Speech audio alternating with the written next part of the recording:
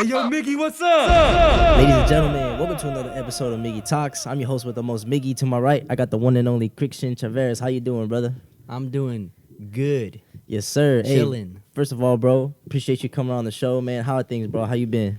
I've been good. You know, this quarantine, it just sucks. I'm not much of a stay-at-home guy, but Yeah. I've been making the most of it. Oh, boy. So when you say you're not much of a stay-at-home guy, like what is like something that you usually tend to do on your free time? Or things like now that since you're supposed to be indoors, what are some things you was doing beforehand that would be like outdoors? Well, school, practicing, gym, hanging out with people, hanging out with friends, going to the beach, parks, whatever. I'm not much, like I said. I don't like being inside. I get bored. I have ADHD. I don't know if you guys know what that is, but that's what I have. Attention deficit disorder. Yeah. Damn, So, bro. I stay in for like an hour. I go crazy. I can't do it. So I have to be out. And I mean, I've been doing it. I've been going out, practicing, getting some work in, going to the gym, doing whatever I can to stay fit. I got you, not bro. gain weight. Quarantine weight. So, bro, let me ask you this. You say you got ADHD. Mhm. Do you kind of find that as like an advantage compared to people that don't have ADHD? Because I know like some people say like people that do have ADHD, they're expert multitaskers. You can do one thing, then the other. But then some people say it's hard for them to like focus and finish on one specific subject at a time. So what are your thoughts on that, bro? Like, do you feel like, take you compared to somebody that doesn't have ADHD, is there a certain edge that you have when it comes to, I don't know, let's say playing baseball? I mean, you went to school with me. So it was more of a, yes, it's hard to focus, but if I put my time into it, I can do it. But I don't like to do school, so that's why at school you would see me, I'm all over the place. But yeah, when it comes to baseball, it's always I'm thinking this, I'm thinking that, and there's a lot of things going on in my head. For example, like when I drive, like that's an advantage. I drive, I can be on my phone, I can look out the windows, I can do whatever I want because I'm just multitasking the whole time.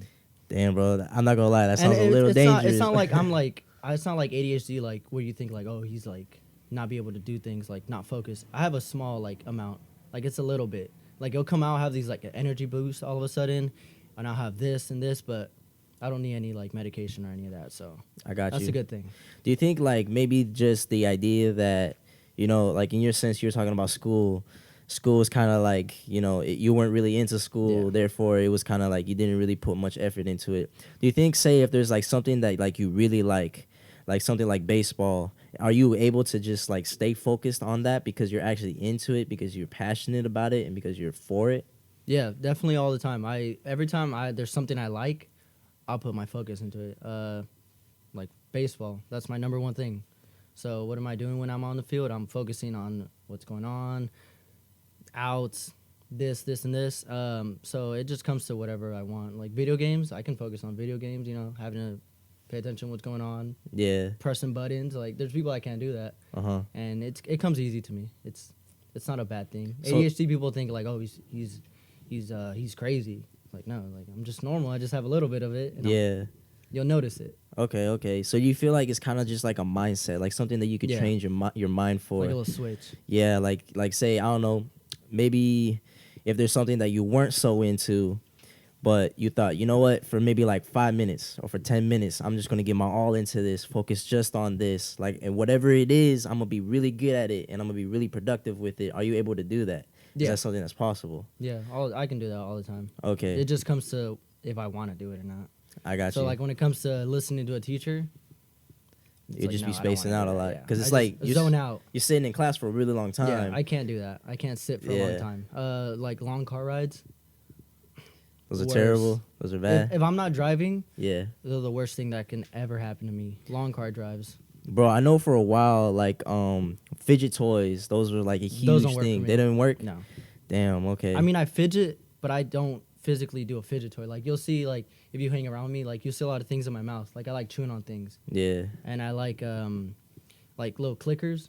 Like so, on my phone, for example, like the volume, like I'll be clicking it, Yeah. going like that. It's just something that like keeps me kind of focused, I guess. Okay. So I'll just do that when I'm driving. I'll be clicking it, but I don't like the whole fidget like toy. Yeah. Because then people are like, "Oh, you have a fidget toy? Oh, you have something." I'm like, no, it's just It just helps me There's just- focus. Yeah, I don't really like doing it. I got you. So, bro, there's one thing that I know about you, and you know, it's baseball, bro. Like baseball, that's like when you think of Crix, you think of baseball. And to be honest, man, like as far as I can remember, like the first time I ever like met you or knew of you, it was at either a practice, either at a field, either at a league. So tell me, bro, just like real quick, if you could sum her up, like from your start to finish of your career, how you fell in love and what got you started in baseball. Like, how did that all kind of just play out? So the whole falling in love with baseball was my dad. He played pro baseball, and it kind of just carried on to me. I would go to his games. He'd play like Sunday league, or like he'll be playing on these other teams, and I'd be going full uniformed, sliding into the bases before the games and stuff, and it just kind of grew from there. He kind of saw that I liked it, and it wasn't like him forcing me. So he would go practice with me, and I was like 4, and he would just hit me balls, like little plastic balls, wiffle balls, whatever we can get our hands on. And it was when I was 6, I got into a league, but I was playing with like 8-year-olds, 9-year-olds. So I was always playing with kids bigger than me, because my dad said that would be more of a challenge, like for a me, growing. yeah. Like, so it can be like that. So like, little league is like minor B or minor A or whatever, and I was playing like majors with like kids that are like 12 years old, and I was like 8. So I was doing all that, and then from there, it just kind of people started noticing. Like, he started noticing that I was actually kind of good, and it wasn't just like for fun. So I kind of got serious like after Little League, like travel ball. When I was playing travel ball, shout out Tomateros. They were my first travel ball team. Yeah. And then Aguilas, we got. I don't know if you played there. I think you played a couple games. We did that. Noel. Yeah, we did Dennis. all that. Yeah, and then from there was just high school, Whaley, the Urban Youth Academy. We did all that. But if you like, everybody knows me because they would always see me on the field. Yeah. Like in Stearns, everybody like, I remember when you were like with your dad there all the time. Like, we'd see you there all the time, and I was like, yeah, but what else am I gonna do as a little kid? I just want to play baseball, so I'm always practicing and always doing all that. But once I got to college, it's more serious. I feel like college is like my minor leagues, so because all my stats are gonna count from there. Yeah. So like all that happened. So college and all this. So I mean, I still love playing baseball. You know how kids like fall out. They're like, oh, I didn't really like it. Yeah. I still, every day I wake up and I was like, I can't wait to go practice. I can't wait to go do this for baseball. I just always want to get better. Okay. So, bro, the way you make it sound like, well, let me just kind of back up to the start of it. So it sounds like when you went into playing baseball, it was kind of just, okay, this is just for fun type thing. Yeah, at like, first it was like, let's see if he likes it. Got you. However, I kind of feel like since the fact that like your dad stuck you in with kids that, were 2-3 years older than you. Yeah. Obviously, I guess he wanted you to have fun, but he also in a sense, I feel like it was kind of just, he was trying to destine you to become a baseball player. Like, do you feel like your dad has impacted your game and your career tremendously, or just a little bit? Yeah, I mean, he's basically why I play baseball still. Because I want to, like I said, like I want to make him proud. Yeah. Not only for myself, like he says, play for yourself, but it's more like, because I know if I was to like quit baseball, it would kind of like hurt him. Yeah.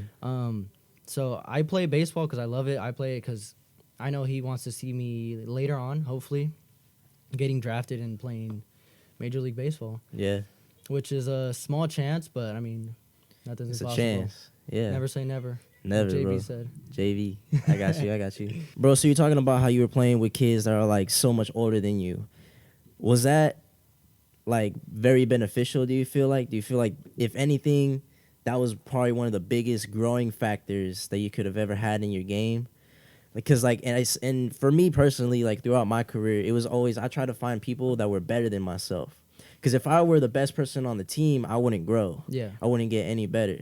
So in a sense, I always wanted to be either the third or the second, or maybe even the worst player on the team. Because if I was, then it would give me the motivation to learn, respect, stay humble. Yeah. So the fact that, majority of your life, you play with kids that are older than you, was that like your biggest, I guess you could say, learning curve, or like the biggest thing that just kind of set you up to where you are now? It was definitely a learning curve, if you like put it like that. Because like it was like kids were throwing much harder They were much bigger than me. They were hitting the ball harder, running faster. Everything was faster in that like sense. As an 8-year-old playing with kids that are 12, 13, and it helped me like later on because I was already used to that. So when I got to playing with 12-year-olds, I was this much on top of them. I was already there because I already seen the fast pitches. I've seen the curveballs. I've seen the changeups. I've seen all that. So yeah, definitely, it definitely was a big help later on. I got you. Damn. So would you say like your career from elementary to the end of high school, was that a good career? Was it pretty cool? Was it a good setup? Because like you're saying, like now that you're in college, you feel like, okay, this is where like things really actually like matter. Like this is either make it or break it time. Yeah. So like how were those years? Were they good years for you? Yeah, they were. It was my like blossoming years, basically. Like it was where I was getting my talent, where I was seeing if I was gonna be good later on. But it started when I got to Whaley, my last year at Whaley. That's when I was like, okay, like I'm pretty good. Like there's a lot of talk around me that he's good, this and this. Like I would get called like prospect and this and this. It was like it was kind of like when a quarterback comes in like and he's like they call him a bust. Like that's what I don't want to be. I didn't want to be one of those people like, oh, he's good in Little League. Yeah. Or he was good at Whaley. Like I wanted to be good in high school. I wanted to be even better in college. Yeah. But college, like everybody's the same. You don't come in and you're like, oh, he's better than everybody. It's like everybody has the same talents. I got you. But in high school, like it was pretty noticeable that I was a little bit higher than everybody else. Even though I wasn't the biggest or the strongest or ran the fastest, I had most of the talents that most of the guys didn't have. I got you. So it was noticeable after like my junior year that I was gonna be something. Probably I didn't get drafted, but I mean it's still possible. I go to a good college. It's El Camino. Bro, it's funny that you say like, you know, in college, like everybody's kind of like up there. Yeah. And they're all there for a reason. Like in high school, kind of not really. A lot of times people were just in baseball to get out of PE. Yeah, they were playing or they for just fun. didn't like, you know, they didn't really like have that much heart and passion. But once you reach into college, I noticed for myself, it's like the people that were there for a reason. Yeah. And they all just wanted to go to the next level, especially because, like, I mean, you play at a JC, I'm playing at a JC.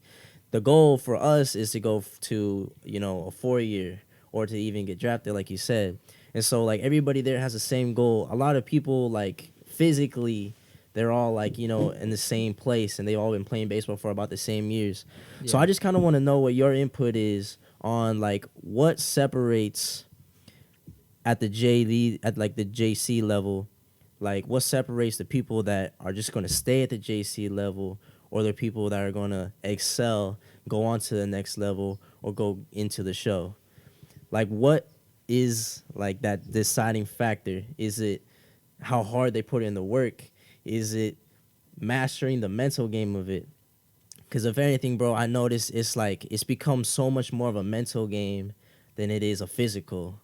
If that makes sense. Yeah, so, like, what is your input on that? In a JC to like get bigger, literally, it's you have to work on it every day. It's not just like, oh, I'm gonna practice with the team. Like, oh, I have team practice. It's like no, like you have to do the extra work. You have to get the extra in because team practice isn't just enough. High school, you can get away with practice with your team. But college, you have to go above that. You got to go above the whole just team weights or team practice. Like, that doesn't matter because to be a D1 athlete, you got to be better than anybody else. You got to go above and beyond. You got to be excel. Noticeable. Yeah. Like, you have to look better than everybody else. You have to hit the ball harder than anybody else. You have to throw harder. So it's not just like, because if you just work with them, with your own teammates, and you don't get better, you're kind of going to stay at their level. Yeah. So you're kind of just going to stay there. Like, you're just going to be a JC player. You're not going to be a D1, like, caliber player or a draft player. Like, you're not going to get better if you just stay with them, which is one reason that, like, I learned that because when I came back from Illinois, it was always, like, me, like, oh, I got team practice. Like, I'm going to just go rest. I'll just go chill in my dorm. And it was like everybody was getting bigger and everybody was getting stronger and like throwing harder, and I was just kind of staying there, and I was like what's going on? Yeah. And everybody would be like, yo, let's go hit, and I was like, I just got done with practice. Like, what am I gonna go hit for? Yeah. And then when I got here, my coach is like, he's like, you have the talent, but you don't have The drive. the ethic, The ethic. the what's it called? Like I forgot the word. Like you're not putting in the work. Yeah, you don't have like the drive. We'll just say like I don't have the drive to get bigger, or get stronger, Mm-hmm. or throw harder. I kind of just want to like be there Yeah. and kind of just say, oh, I play JC. Oh, I play El Camino. Like that's Nah. not good enough. Yeah. You have to be better. You have to get noticed. You have to go to the gym. You have to do this. And I was like, I kind of saw that because like I wasn't starting, and I wasn't first. When I would get a couple of bats, I would strike out. I'd do this, and it was kind of like my down point in baseball. I was like Felt kind low. of I was kind of Like what's going on? like I don't want to do this anymore. Like I Bro. don't like being on the bench. That's crazy. So Like, what it did you do, sucked. bro? That's what I'm, bro. One of the biggest things on this show is where is your breaking point, and then what do you do to get past that breaking point, bro? Yeah. You were in a low spot. Obviously, you probably haven't felt like this in a while. Yeah. You know, like you was a stud in high school, you was a stud in middle school, Yeah. all of elementary school. All of a sudden, you get to college, and it's like, bam. Yeah. It's like what? It's It was like it you never hit me. seen It this hit me. It part was of like you. you're not before. as good as Yeah, you think. exactly. And I kind of was just sitting there like with my head down in the locker room. I'd be in the dugout, and I'd just be like, damn, like What's the point? I thought I was good. Like I thought I'd be starting here. Like I Yeah. thought I'd be the starting shortstop, the starting third baseman, and I was playing left field. Like I was like, I don't play left field. Like, and I was hitting like eighth. Like I've never hit eighth. I've never played outfield in my life. Yeah. And I get to college, and it's like, coach is like, you either do that or you don't play. And it was more like, okay, so I have to beat out the third baseman. I have to get bigger than him. I have to do all this stuff. And it's people say like it's a team, but it's a little bit of competition because you don't want to look out there and you be on the bench and then somebody else is playing. Like it sucks, like in a Mhm. way, you know. So I'll be sitting there and I'll just be like, damn, like I gotta gain some weight. I gotta work on this. I gotta work on that. Like I gotta hit. You got to put in some hours. So yeah, so by the end of the season, when all this COVID stuff happened, I was hot. I was hitting. I was doing good, and then this kind of hit, and I was like I felt like I put in all that work for like nothing. Because I was Yeah. literally I would be practicing, and then after practice I'd be in the gym, I'd be in the batting cages, I'd be drinking protein, eating all I can, and just You were on the grind, bro. You felt motivated. yeah. You know, had I was on there, and then this whole Yeah. COVID happened. I was like, damn. Uh-huh. So like I for like 3 months I was like thinking, I was like, do I even want to play baseball anymore? Like, what if I come back and there's better guys? yeah, What if I come back and I'm not as good as you were, Yeah. or people will just surpass you. yeah. Dang, bro. You know that's insane. I be thinking the same fucking thing, Yeah, bro. but I mean, that's what motivated me. Like, that's why now, like, when I text you, let's go hit, it's like an everyday thing. Yeah, It's like, it's not like, oh, I don't feel like hitting. It's more like, I I got have to. to hit. Like, yeah.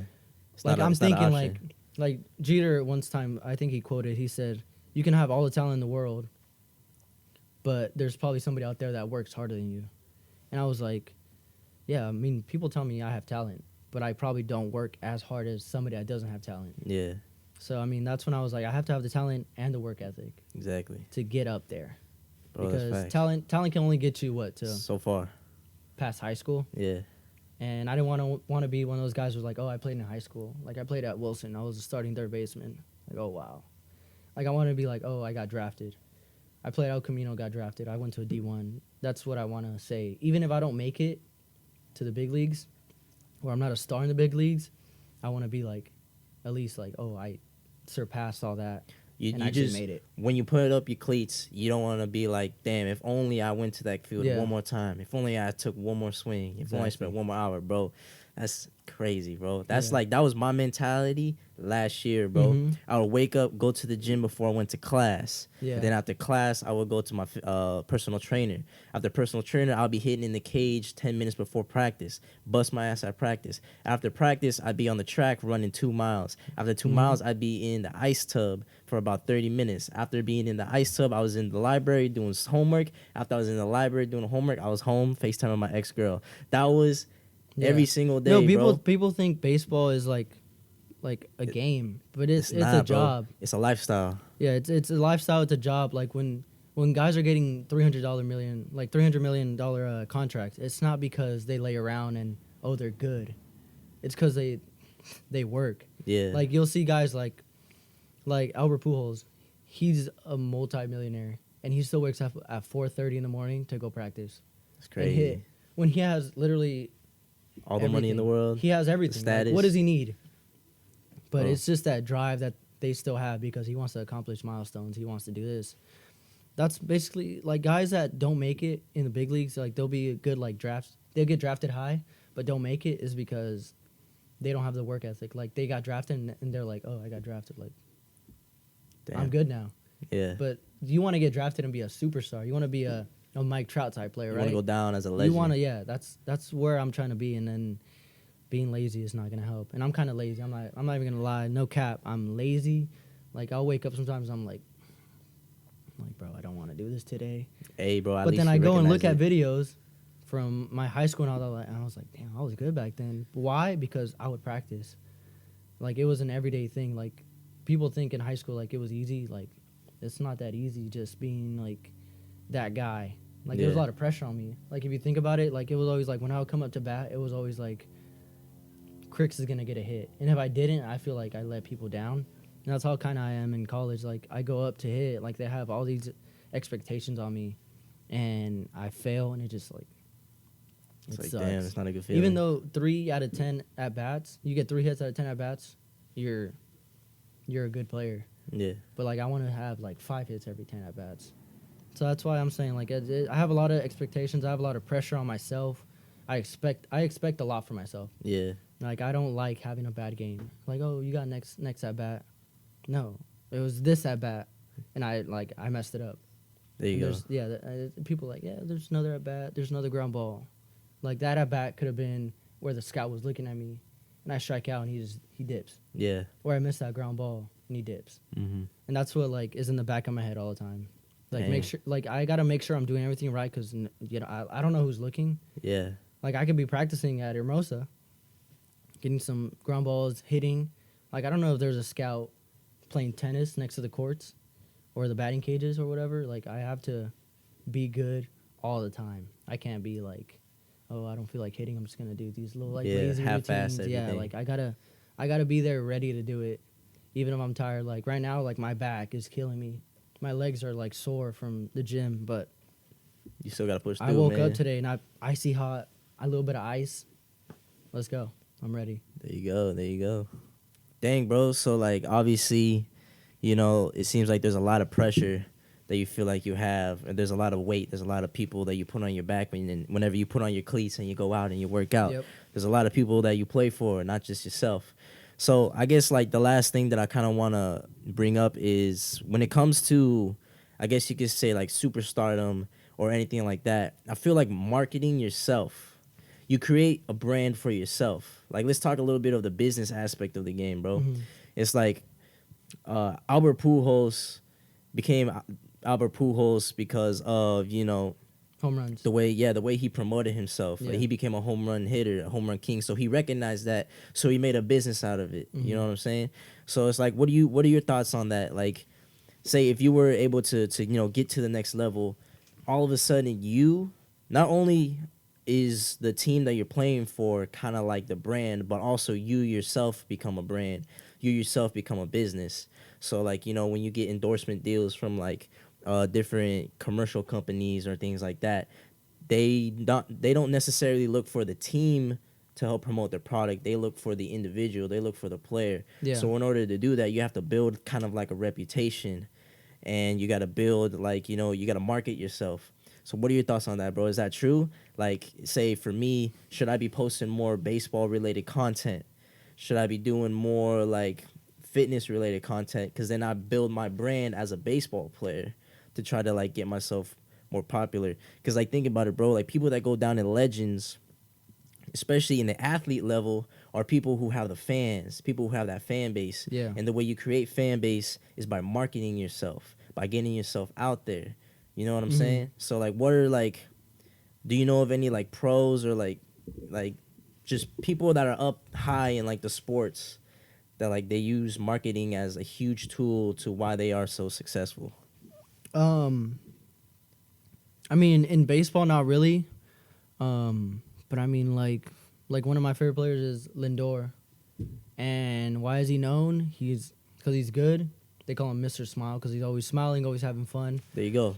So I want to be that guy that is always having fun on the field. I don't want to be that guy where like they're like, oh, he's like an ass, like he's mean. Like I just want to be that guy who's always smiling, has all the fans. Like there's little kids that want to be like you, and that way, I mean, yeah, I mean promoting yourself, kind of just like putting yourself out there, like people do with YouTube, like how you do with your YouTube.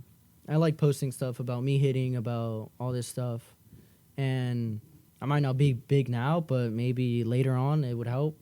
And I want to be known as that one guy that like that one baseball player that everybody loves. That like they don't have haters. Like Mike Trout, who doesn't like Mike Trout?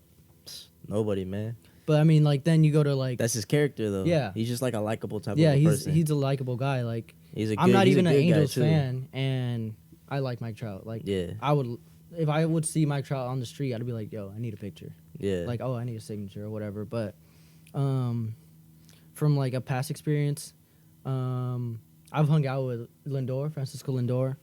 I went to dinner with him or whatnot, and he's like a good person. Like literally, he's not one of those guys that you like. Oh, he's like big leaguing us.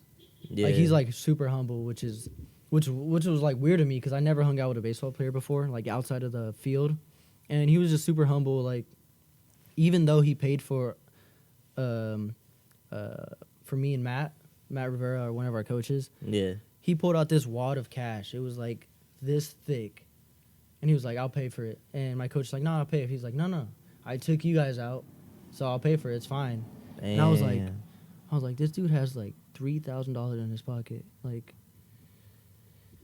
I wish that was me. But he was like humble about it. He wasn't like flexing it. You know how people flex it? Yeah. I feel like that. It's like cringy to me.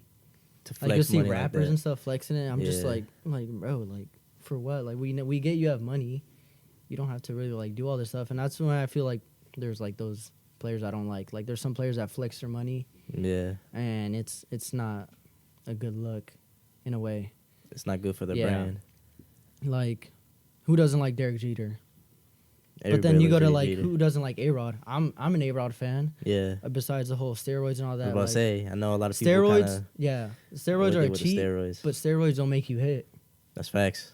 You can take them. You can be the worst player in the world still.